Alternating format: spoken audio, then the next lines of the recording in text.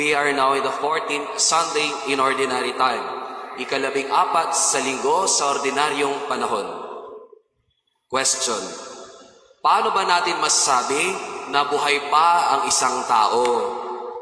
How can we know that a person is still alive? Sa medisina, may 3 palatandaan na ang tao ay buhay pa. Una, tumitibok pa ang puso. Pangalawa, gumagana pa ang utak. Ikatlo, humihinga pa. Check niyo yung katabi ninyo. Una, tumitibok ba ang puso? Pangalawa, gumagana ba ang utak? Ikatlo, baka hindi na humihinga yan, kalabitin mo, baka matulog ng tuluyan. Sa ating ebanghelyo na narinig ngayong umagang ito, ayon sa ebanghelyo at mabuting balita ni San Mateo, winika ni Jesus sa kanyang mga disipulo, "Lumapit kayo sa akin, kayong lahat na napapagal at nabibigatan sa inyong pasanin, at kayo'y pagpapahingain ko. Come to me, all you who labor and are burdened, and I will give you rest." Sa araw na ito, isang salita ang dapat nangungusbong. At ang salitang iyon, ang salitang pahinga. Ano po ba ang salitang ugat ng pahinga? Halatado naman, hinga. Kaya sa linggong ito, 3 hininga ang ating pagninilayan sa umagang ito. Tanda na pagiging buhay pa ng mga tagasunod ni Kristo. Himay-himay natin. Ang unang hininga, pigil hininga. Sa Ingles, ang translation ng pigil hininga ay breath holding. Kailan po ba tayo pumipigil ng hininga? Kapag magkakaroon tayo ng reaksyon ng nakakagulat, nakakatakot, o may kapanabik-nabik na may pangyayari. When we are surprised, when we are scared, and something surprising that will happen, pumipigil ang hininga natin.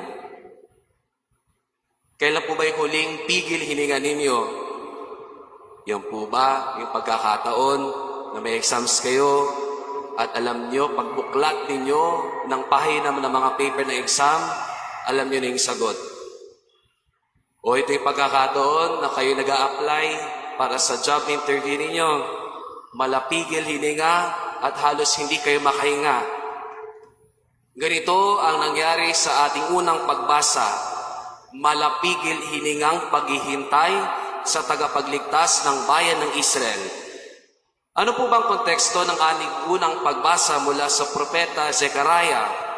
Ang konteksto ng ating unang pagbasa ay ang mga Hudyo sa panahong iyon ay nagkaroon ng pamumuhay na hindi kaaya-aya. Namuhay sila sa panghihinayang, sa kahirapan at sa kapaguran. Bakit po ba? Ano nangyari? Sa panahong iyon, nilusob sila, inatake sila at pinalaya sila ng mga taga-Babylonia. It was a moment of disaster during that time. Hindi lang sila nilusob, inatake, kundi pinalayas pa sila sa kanilang pinatitirahang bayan ng Israel. At hindi lang natapos doon, sila ay dinakip at inilagay sa lugar ng kalaban nila. Siguradong sigurado, kung tayo ang nasa sitwasyon nila, lagi tayong malapigil hininga, pagod at walang saysay sa buhay. Ikaw ba naman na pinalayas sa iyong mismong sinilangan? Ikaw ba mismo na sinira ang lugar mo, na namumuhay ka sa ibang lugar? Ngunit may propesiya si Propetang Zechariah sa kanila, ang propesiya ng pag-asa. Sinabi niya, "Umawit ka ng malakas, O Jerusalem, pagkat ang hari mo ay dumating na. Magwawagi at magtatagumpay. Mapagkumbaba siya at nakasakay sa isang bisirong asno." Tinuturo ni Propeta Zechariah na darating ang tagapagligtas nila, nakasakay sa isang bisirong asno. May naalala po ba kayo na ganito sa Bagong Tipan? Ano yun? When Jesus entered into the temple of Jerusalem, riding in a donkey. Siya ang tagapagligtas, hindi lang ng Israel, kundi ng nating lahat.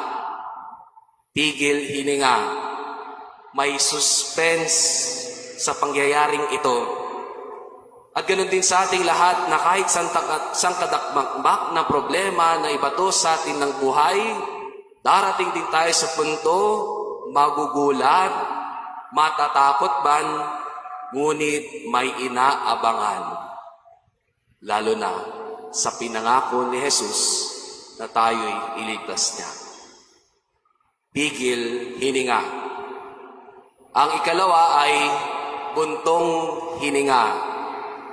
Pigil hininga, buntong hininga. Deep sigh. Sigurado ako may mga doktor at nurses na nandito, mga nagtatrabaho sa loob ng hospital. Yung mga trentahin na laging may annual check-up, may laging binabanggit sa atin ng doktor, kukuha ng stethoscope, ilalagay sa likod ng ating mga katawan, malapit sa baga. May sasabihin ang doktor, ano yun? Hingang malalim. Naituro sa akin ng spiritual director ko nung ako'y seminarista pa lang, na kapag tayo nananalangin sa Diyos, may dalawang pamamaraan, verbal at non-verbal prayer. Verbal, may sinasabi ka sa Diyos, Panginoon, baka mamaya naman, tumama na ako sa loto. Panginoon, baka mamaya naman, makagusto ako at makahanap ako ng trabaho. Panginoon, etc., etc. Verbal prayer, binabanggit natin. Pero may isa pa, non-verbal. At isa sa mga pinaka-naririnig na non-verbal na panalangin natin sa Diyos, buntong hininga. Yung hihinga ka ng malalim sa ilong, bubuka ng malakas sa bibig at mapapasabing, "Hi." Natry niyo na yun? Nagdasal ka lang sa Diyos, may sinabi mo, "Hi, katawan." Kadalasan, mas malaman pa ang malalim na buntong hininga. Pero sa Diyos, paalala sa atin sa Kanyang Ebanghelyo na binanggit ngayon, "Lumapit kayo sa akin, kayong lahat na napapagal at nabibigatan sa inyong pasanin. Kayo ay pagpapahingain ko." Tinuro sa atin ng Diyos sa araw na ito, matutong mamahinga sa Diyos. Rest in peace to God. Matutong mamahinga sa Kanya. Kaya nga po, kung babalikan natin ang unang libro ng ating Biblia, mula sa libro ng Genesis, kung tatanungin kayo ng mga katikista, ilang araw nilikha ang Diyos ang sanlibutan, malamang ang sagot ninyong lahat, 6. Kasi sa ika-7 araw, nagpahinga ang Diyos. Mali. 7 araw nilikha ng Diyos ang sanlibutan, kasama ang ika-7 araw. Bakit po ba? Kasi ang ika-7 araw, nilikha din ng Diyos ang araw ng pamamahinga. Kaya ang tawag natin sa araw ng linggo, sa ating mga Pilipino, araw ng pamamahinga. Buti pa ang cellphone, marunong pang mag-charge. Tayo pa kayang mga tao na kailangang mamahinga. Pigil hininga, buntong hininga.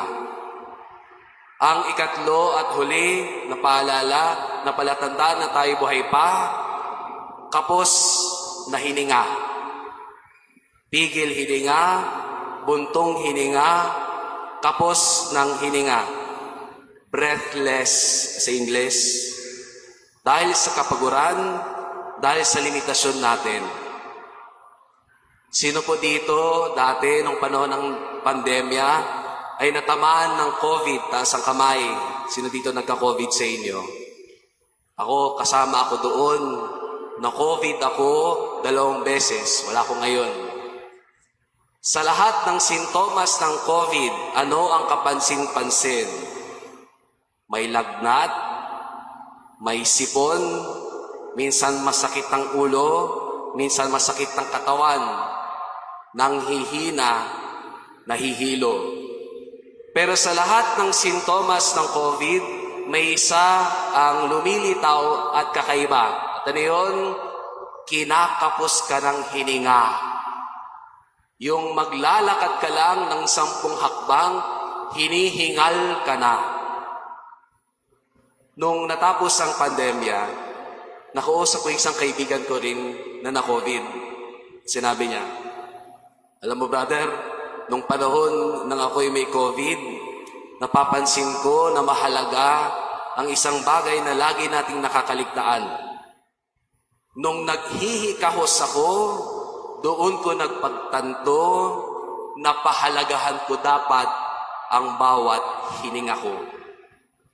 Kaya sa banal na misang ito, kahit tayo ay kinakapos na ng hininga, matutong pa ring lumapit sa kalakasan na nagbibigay ng buhay at hininga. Sa Diyos, may hangganan tayo, pero lagi niya tayong pinaglalaanan. Binibigyan ng kapahingaan. Kaya sa araw na ito, sa 3 paalala ko sa atin bilang mga tanda na tagasunod ni Kristo, malapigil hininga, mga buntong hininga, at mga hikahos ng ating paghihinga. Sa Diyos, ialay ang pinakahuling hininga. Kapag dumating na po tayo sa pagkakataong malagutan na tayo ng hininga, nawa sa Diyos tayo mamayapang tuwina. Sa Diyos, mamayapa ang mapahinga dahil siya'y nagbibigay ng tunay ng pahinga. Amen.